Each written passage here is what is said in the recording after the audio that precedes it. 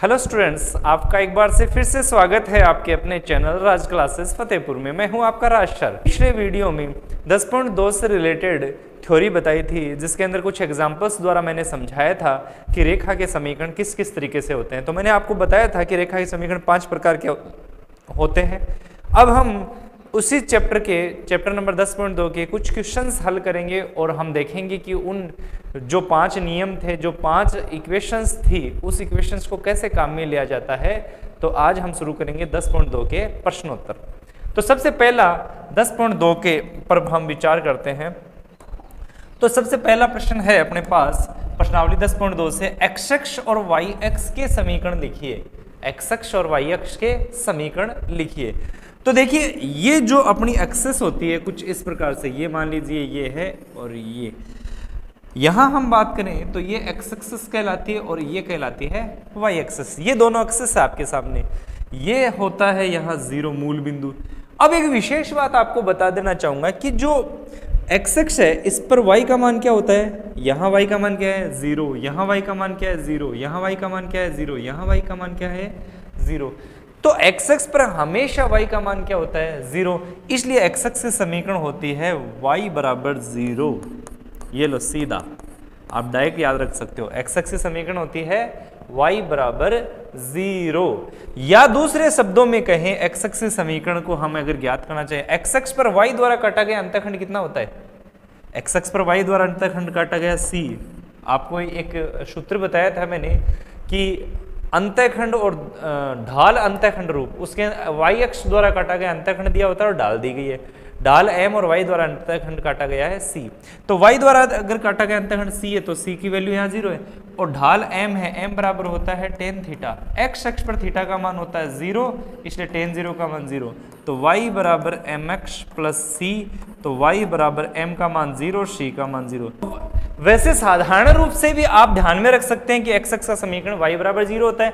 इसी प्रकार से y अक्ष का समीकरण, ये y अक्ष है, इस पूरी y अक्ष पर आप कहीं भी लिखिए, यहाँ यहाँ यहाँ यहाँ सब जगह x का मान 0 रहेगा।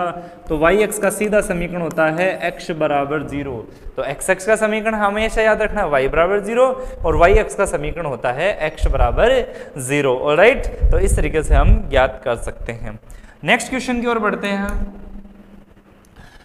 ढाल, ढाल किसको बोलते हैं m। m का मान दे रखा है 1/2 और बिंदु, ये क्या होता है बिंदु x0 y0 से जाने वाली रेखा का समीकरण ज्ञात कीजिए। आपको एक बिंदु दिया गया और ढाल दिया गया है और हमें पता है जब बिंदु और ढाल दे तो इक्वेशन होती है y माइनस y0 बराबर m x minus x0।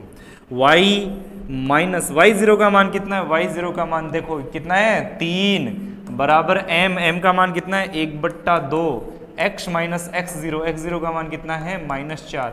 Actual में मान आपको x0 y0 m के रखने, x और y के नहीं रखने, क्योंकि इक्वेशन बनाने के लिए हमें चर चाहिए, वो है xy। तो xy के मान रखने की गलती मत करना। तो ये आ गया आपके पास, इस 2 को गुणा में ले लेते, 2y माइनस 3 बराबर x प्लस 4। तो यह आ जाएगा 2y माइनस 6 बराबर x प्लस 4। पक्षांतरण करेंगे तो x plus 4 minus 2y plus 6 बराबर 0। सरल करेंगे तो x प्लस 2y प्लस 10 बराबर 0 और ये आपकी फाइनल इक्वेशन हो गई है। ये आपका फाइनल रिजल्ट है। तो आपकी इक्वेशन है x प्लस 2y प्लस 10 बराबर 0। इस तरीके से आप इक्वेशंस ज्ञात कर सकते हैं। ऑलराइट, तो समझ में आया। क्वेश्चन इजी है, सिर्फ आपको पीछे के सारे सूत्र याद होने चाहिए। नेक्स्ट क्वेश्चन की ओर चलते हैं। बिंदु 0 0 मूल बिंदु से जाने वाली और ढाल m वाली रेखा का समीकरण ज्ञात कीजिए। अभी वही सूत्र है, क्या था y माइनस y0 बराबर m x माइनस x0। तो ये आ गया x0 y0 का मान, ये m दे रखा है, तो y माइनस 0 बराबर m x माइनस 0 या y बराबर mx। तो हमेशा याद रखें, आपको हमेशा याद रखना है उस रेखा का समीकरण जो मूल बिंदु से गुजरती है और जिसकी प्रवणता m है, उस रेखा का समीकरण होता है y बराबर mx। ये अच्छी इक्वेशन है, याद रखने की दृष्टि से भी अच्छी है। y बराबर mx उस रेखा का समीकरण होता है। ऑलराइट, चलो नेक्स्ट। बिंदु दे रखा है से जाने वाली और x अक्ष से 75 डिग्री कोण बनाने वाली रेखा का समीकरण ज्ञात कर रहा है। x अक्ष से कितना कोण बना रही है? 75। झुकी हुई रेखा का समीकरण ज्ञात कीजिए। तो सबसे पहले हमें निकालना है m बराबर होता है tan थीटा। थीटा का मान है यहाँ 75 डिग्री। अब 75 डिग्री का हमें निकालना पड़ेगा मान। हम लिख सकते हैं tan 75 को हम लिख सकते हैं 45 प्लस 30। पढ़ चुके हो ना आप लोग ये? तो tan a प्लस बी का सूत्र आप लोगों ने चैप्टर नंबर 3 में पढ़ा है। वो सूत्र है tan a plus tan b बट्टा 1 minus tan a tan b। tan 45 का मान होता है 1 प्लस इसका मान होता है 1 बट्टा √3, इसका मान होता है 1 माइनस 1 और इसका 1 बट्टा √3। 1 बट्टा √3 ले लेते हैं लघुत्तम, तो यह आ जाएगा √3 प्लस 1 बट्टा √3 माइनस 1। चाहो तो इसको और सरल कर सकते हो, √3 प्लस 1 से ऊपर नीचे गुणा कर दो, नीचे आएगा √3 प्लस 1 का होल स्क्वायर, इसको खोलेंगे a का स्क्वायर 2ab प्लस b का स्क्वायर, नीचे आ जाएगा a minus B, a plus B होता है a का स्क्वायर माइनस b का स्क्वायर। और सरल करेंगे इसको तो यह आ जाएगा 3 प्लस 2√3 प्लस 1 बट्टा 3 माइनस 1, कितना बचेगा 2। तो 3 और 1 4 प्लस 2√3 बट्टा 2, कॉमन ले लेते हैं 2, तो 2 प्लस √3 बट्टा 2, ये 2 से 2 कैंसिल और ये आ गया 2 प्लस √3। चाहो तो आप डायरेक्ट याद रख सकते हो tan 75 डिग्री का मान 2 प्लस √3 होता है। अब हम मूल इक्वेशंस में चलते हैं कि ये करना क्या है। ये यहाँ तक हम कर चुके हैं, ये लीजिए यहाँ रख लेते हैं इसको। अब हमें क्या करना है, अब हमने दिया गया अपने को सूत्र है y माइनस y0 बराबर mx माइनस x0। अब x0 y0 का मान कहाँ है वो और देखते हैं। ये देखिए, ये आपका है x0, ये आपका है y0। तो y माइनस y0 का मान कितना है 2√3 बराबर m का वैल्यू कितनी आई है 2 प्लस √3, तो ये आ गया 2 प्लस √3। x माइनस x0 की वैल्यू कितनी है 2, सिंप्लीफाई कर लो तो y माइनस 2√3 बराबर 2 प्लस √3x माइनस 2 दूनी 4 माइनस 2√3।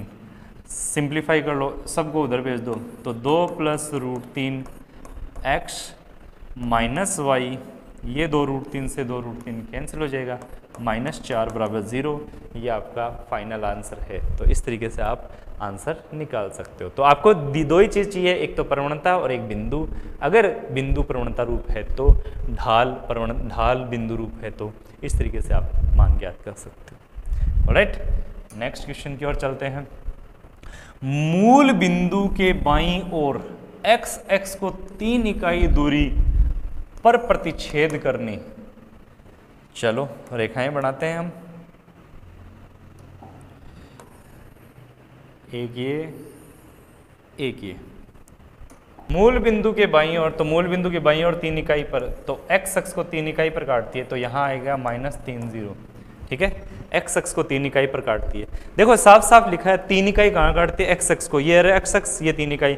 x अक्ष पर y का मान कितना होता है 0, तो ये तो आ गया -3 और ये कितना आ गया 0। तो मूल बिंदु के बाईं ओर लेफ्ट साइड में x अक्ष को 3 इकाई, ये दूरी आ गई 3 इकाई, जबकि इधर x अक्ष का मान कितने में होता है माइनस में, तो -3 0 से गुजरती है। और ढाल कितनी दे रखी है, ये रही, ये अपनी ढाल है, ये m का मान है। तो रेखा जो -30 से गुजरती है तथा जिसकी ढाल -2 है, तो ये आ गया x0 y0 और ये आ गया m। तो y माइनस y0 बराबर m x माइनस x0। सूत्र हमेशा लिखें तो y माइनस y0 का मान 0 बराबर m माइनस का 2 x minus x zero minus का 3, तो यह आ जाएगा y बराबर माइनस 2x माइनस 6 या 2x प्लस वाई प्लस 6 बराबर 0, और ये आपकी फाइनल इक्वेशन हो गई। तो ये आपकी जो है वो फाइनल इक्वेशन है 2x प्लस वाई प्लस 6 बराबर 0, ये आपका लास्ट आंसर है। ठीक है, तो इस तरीके से ज्ञात कर सकते हो। नेक्स्ट क्वेश्चन, मूल बिंदु से yx को, मूल बिंदु से ऊपर yx को 2 इकाई दूरी पर काटती है। ये रेखाएं हो गई, ये yx को ये 2 इकाई ऊपर काट रही है, तो x का मान 0, y का मान 2। हमेशा ध्यान रखा, yx के ऊपर की ओर काट रही है, तो ऊपर हमेशा y पर x का मान कितना होता है, 0 होता है, और y का मान ऊपर की ओर प्लस 2 होता है, नीचे की ओर माइनस 2। यहाँ ऊपर है तो मूल बिंदु से ऊपर की ओर काट रही है, तो प्लस 2 इकाई है, प्रतिच्छेद करती है और x अक्ष की धन दिशा के साथ 30 डिग्री का कोण बनाती है। x अक्ष की धन दिशा के साथ ये कोण 30 डिग्री का, आपको लग नहीं रहा होगा, लेकिन ये 30 डिग्री का अगले ने दिया है। x अक्ष की धन दिशा के साथ 30 डिग्री का कोण बनाते हो। थीटा का मान अपने पास आ गया 30 डिग्री, और अपने को c का मान आ गया 2। c y अक्ष पर काटा गया अंतःखंड c होता है, पता है ना, y बराबर mx प्लस c में c जो क्या होता है, y अक्ष पर काटा गया अंतःखंड। थीटा 30 डिग्री है, तो m बराबर आ जाएगा tan theta, ten 30 degree, ten 30 degree 1/√3, और सूत्र होता है y बराबर mx प्लस c। तो y बराबर m का मान 1/√3, x प्लस c का मान 2। सरल कर सकते हो, √3 को इधर, तो √3y बराबर x प्लस 2√3, पक्षांतरण कर दो, तो x माइनस √3y प्लस 2√3 बराबर 0, और ये आपकी फाइनल इक्वेशंस है। इस तरीके से आप ज्ञात कर सकते हो इक्वेशंस, जब आपको y अक्ष पे काटा गया अंतःखंड और कोण दिया गया हो, तब ये आप इक्वेशन ज्ञात कर सकते हो। राइट, चलिए नेक्स्ट, अगला क्वेश्चन है, बिंदु इतना इतना से जाती है, उस रेखा का समीकरण जो 2 बिंदु से गुजरती है। 2 बिंदु से गुजरने वाली रेखा की समीकरण आपको याद रहनी चाहिए, समीकरण आपको सब याद रखनी है। समीकरण है y माइनस y1 बराबर y2 माइनस y1 बट्टा x2 minus x1 x minus x1। ये उस रेखा की समीकरण है जो 2 बिंदु x1 y1 x2 y2 से जाती है। इस बिंदुओं पर नामकरण कर लीजिए, ये x1 ये y1, ये x2 ये y2। सरल करें, y माइनस y1, y1 का मान कितना है 1 बराबर y2 कितना है -4 माइनस y1 कितना है 1 बट्टा x2 कितना है 2 माइनस x1 कितना है -1, x माइनस x1 कितना है -1।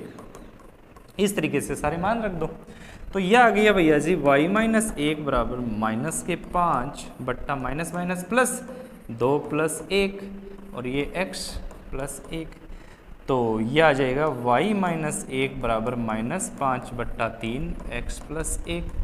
वज्र गुणा कर देते हैं, थोड़ा ऊपर ले चलते हैं, चलिए वज्र गुणा करते हैं, तो यह आ जाएगा 3y प्लस -1 बराबर -5 x प्लस 1, तो 3y माइनस 3 बराबर -5x माइनस 5। पक्षांतरण कर दो 5x का इधर, तो 5x plus 5 plus 3y minus 3 बराबर 0, या यूँ कहें 5x प्लस 3y प्लस 2 बराबर 0, और इस तरीके से ये आपकी फाइनल इक्वेशंस तैयार है। इस तरीके से आप इक्वेशंस फाइंड कर सकते हो। इक्वेशंस आई आपकी 5x प्लस 3y प्लस 2 बराबर 0। ऑलराइट, कोई समस्या है तो इसमें आप मेरे से पूछ सकते हो, मैं आपके हर समस्या का समाधान करूँगा। ठीक है, नेक्स्ट क्वेश्चन चलते हैं। उस रेखा का समीकरण ज्ञात कीजिए जिसकी मूल बिंदु, कौन से बिंदु, मूल बिंदु, मूल बिंदु नाम आते ही क्या आना चाहिए दिमाग में 0 0 से लंबिक दूरी 5 इकाई है और लंब धन अक्ष से 30 डिग्री का कोण बनाता है। अब देखिए, जैसे ही क्वेश्चन आपके सामने आपके दिमाग में तुरंत आने चाहिए, बिजली सी कौन नहीं चाहिए, क्वेश्चन कौन सा है, आपको मूल बिंदु से रेखा पर डाले गए लंब की लंबाई दी गई है और वो क्या होती है p का मान यहाँ कितना है 5। दूसरी, वह मूल बिंदु, यानी कहने का मतलब है ये इक्वेशन आ गई, और ये इक्वेशन है और ये मूल बिंदु से, तो इसकी लंबाई आपको यानी P इसका मान तो 5 है और ये जो कोण है वो 30 डिग्री, एक्स अक्ष से 30 डिग्री का कोण दिया गया है, तो इसका थीटा अल्फा का मान कितना है 30 डिग्री। अपनी इक्वेशन क्या होती है, एक्स कोश अल्फा वाई साइन अल्फा बराबर P। एक्स कोश अल्फा का मान 30 डिग्री, वाई साइन अल्फा का मान 30 डिग्री, P का मान 5, सारे मान जो दिए गए हैं वो रख दीजिए। तो यह आ जाएगा एक्स कोश 30, कोश 30 का मान कितना होता है, हाँ √3/2, √3/2 प्लस वाई साइन 30 का मान 1/2 बराबर 5। चाहो तो 2 को पूरी समीकरण से गुणा कर दो, तो यह आ जाएगा √3x प्लस 2y बराबर 10, और ये आपकी जो है वो फाइनल इक्वेशंस हो गई है। तो √3x प्लस y बराबर 10 ये इक्वेशंस है, ये वह इक्वेशंस है जिसका लंबिक दूरी p, यानी आपको p लंबिक दूरी दी जाए और साथ में कहा जाए कि वही लंब x अक्ष की धन दिशा से कितना भी कोण बनाता है, तो उसके लिए सूत्र होता है x cos alpha plus y sine alpha बराबर p। इस सूत्र से आप याद कर सकते हैं। ठीक, नेक्स्ट क्वेश्चन है, एक त्रिभुज है पी क्यू आर के 3 शीर्ष है पी क्यू और आर। शीर्ष आर से जाने वाली माध्यिका का समीकरण याद कीजिए। सबसे पहले एक काम करते हैं, ट्रायंगल बना लेते हैं जिससे हमें कंफर्म हो जाए कि क्या चीज़ है ये अपने पास बन रहा है ट्रायंगल, ये आ गया अपना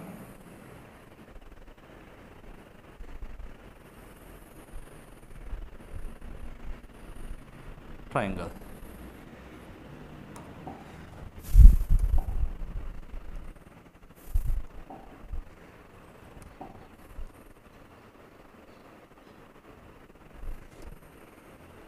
ये अपना ट्रायंगल है, ठीक है।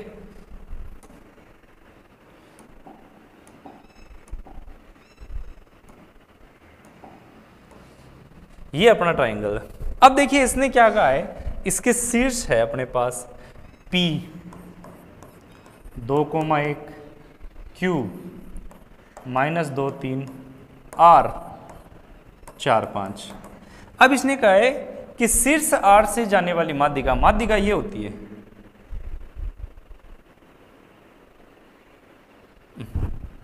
ये है इसकी माध्यिका।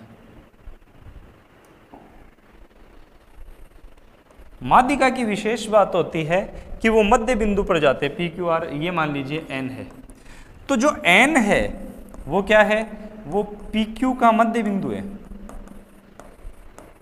याद है क्या माध्यिका क्या होती है? नहीं याद है तो मैं बता देता हूं। माध्यिका वह होती है जो एक शीर्ष से सामने वाली भुजा के मध्य बिंदु को मिलाती है। किसी शीर्ष से सामने वाली भुजा के मध्य बिंदु को मिलाने वाली रेखा माध्यिका कहलाती है। तो माध्यिका है, इसका मतलब ये जो n है वो क्या है, इसका मध्य बिंदु है। n क्या है, मध्य बिंदु है, किसका, p और q का। तो सबसे पहले पी क्यू का मध्य बिंदु ज्ञात कर लेते हैं। पी क्यू का मध्य बिंदु क्या है, मध्य बिंदु का सूत्र बोलिए। मध्य बिंदु का सूत्र होता है x1 plus x2/2 y1 plus y2/2। ये मध्य बिंदु का सूत्र होता है। किसका मध्य बिंदु है, पी क्यू का। पी क्यू कहाँ है, ये रहा p और ये रहा q। तो ये आ गया x1 y1 और ये आ गया x2 y2। तो सबसे पहले इसका ज्ञात करो मध्य बिंदु। तो x1 है 2, ये है -2, तो 2 प्लस -2/2 कोमा 1 प्लस 3/2, 1 प्लस 3/2। तो यह आ जाएगा 0/2 और यह आ जाएगा 4/2। 0/2 होता है 0 और 4/2 होता है 2। तो इसका मध्य बिंदु आ गया 2, 0 2 जो n का मान है। आगे की बात हम अगर करें तो ये होगी, आपको बिंदु आ गया। अब आपको माध्यिका, माध्यिका कौन सी है, माध्यिका है आपके पास Rn, जो R से गुजरती है n से निकलती है, ये माध्यिका है। इस माध्यिका का फॉर्मूला बताना है आपको। तो जैसे ही जब मैं इस माध्यिका का फॉर्मूला बताने जा रहा हूँ, तो इसमें देखिए Rn माध्यिका है, ये n बिंदु है अपने पास। तो R तो अपने पास है 4 5 और n है अपने पास 0 2। तो कौन सी इक्वेशन लगेगी इसमें? इक्वेशन कई है, 5 प्रकार की इक्वेशन है। आपको आइडेंटिफाई करना आना चाहिए कि कौन सी इक्वेशन लगेगी। तो दो बिंदु दिए गए, दो बिंदु से गुजरने वाली रेखा का समीकरण लगेगा। दो बिंदु से गुजरने वाली रेखा का समीकरण क्या होता है?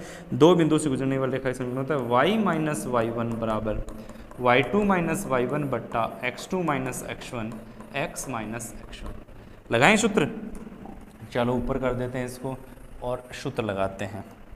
तो ये हो गया x1, इसको चेंज कर देते हैं कलर, तो ये आ गया x1 y1 और ये आ गया x2 y2। तो ये आ गया y माइनस y1 बराबर y माइनस y1, y1 की वैल्यू कितनी है? 5 बराबर y2 कितना है? 2 माइनस y1 5 बट्टा x2 0 minus x1 4 x minus x1 4। तो यह आ गया y माइनस 5 बराबर माइनस का 3 बट्टा माइनस का 4 x माइनस 4। तो माइनस से माइनस कैंसिल, इस 4 को गुणा कर दो तो 4y माइनस 5 बराबर 3x माइनस 4। ये अपना इक्वेशन यहाँ तक है। इसको सोल्व करते हैं तो यह आ जाएगा 4y माइनस 20 बराबर 3x माइनस 12। पक्षांतरण कर दो, इधर तो आएगा 0, ये आएगा 3x minus 12 minus 4y plus का 20, ये आएगा 3x माइनस 4y प्लस 8 बराबर 0। और ये आपकी फाइनल इक्वेशंस है, ये आपका फाइनल आंसर होगा। 3x माइनस 4y प्लस 8 बराबर 0। कोई कन्फ्यूजन है पूछ सकते हो, ये मैंने इसके अंतर्गत सारी बातें आपको बता दी है। ठीक है, अब इसका 10वां क्वेश्चन करने जा रहे हैं हम। बिंदु इतना से होकर जाने वाली रेखा, रेखा किससे जा रही है? इस बिंदु से होकर गुजर रही है। जाने वाली बिंदु इतना से जाने वाली रेखा पर लंब रेखा का समीकरण ज्ञात कीजिए। इस पर जाती है, देखो इस बिंदु से गुजर रही है। क्वेश्चन को समझने की कोशिश कीजिए। बिंदु -3 5 से होकर जाती है, तो रेखा जिसका समीकरण ज्ञात करना है वो -3 5 से गुजरती है। ये वो बिंदु है जिससे रेखा गुजर रही है। जाने वाली और बिंदु इतना से जाने वाली रेखा पर लंब है। ये जो रेखा है, देखो ये दूसरी रेखा अपने पास, ये रेखा किससे गुजर रही है? ये 2 5 और -3 6। जो अपने वाली रेखा है, जो रेखा हमें ज्ञात करनी है, वो रेखा इस पर लंबवत है और वो रेखा खुद किससे गुजर रही है? -3 5 से। तो ये रेखा इस पर परपेंडिकुलर है, लंबवत है। तो हमें पता करना है ये लंबवत है तो इसकी प्रवणता। भैया अपने पास बिंदु आ ही गया इसका, अब इसकी प्रवणता और मिल जाए तो हमारा काम हो जाए। तो इससे पहले हम इस रेखा की प्रवणता ज्ञात कर लेते हैं। तो 2 5 एवं -3 6 से गुजरने वाली रेखा की ढाल, इसकी ढाल मान लेते हैं m1। सूत्र होता है y2 माइनस y1 बट्टा x2 माइनस x1। तो m1 का मान आ जाएगा y2, यानी ये मान लो x1 y1, ये आ गया x2 y2। y2 का मान कितना है? 6 माइनस y1 5 बट्टा -3 माइनस 2। तो ये आ जाएगा 1 बट्टा माइनस का 5। ये उस रेखा की प्रवणता है, किसकी? इसकी। मान लीजिए ये AB है, ठीक है, तो ये AB रेखा की प्रवणता है। तो आगे बढ़ते हैं, हमें क्या चाहिए? हमें एक्चुअल में ये नहीं चाहिए, हमें चाहिए इस पे लंबवत रेखा की प्रवणता, हमें चाहिए इस पे लंबवत रेखा ही। तो माना AB पर लंबवत रेखा की प्रवणता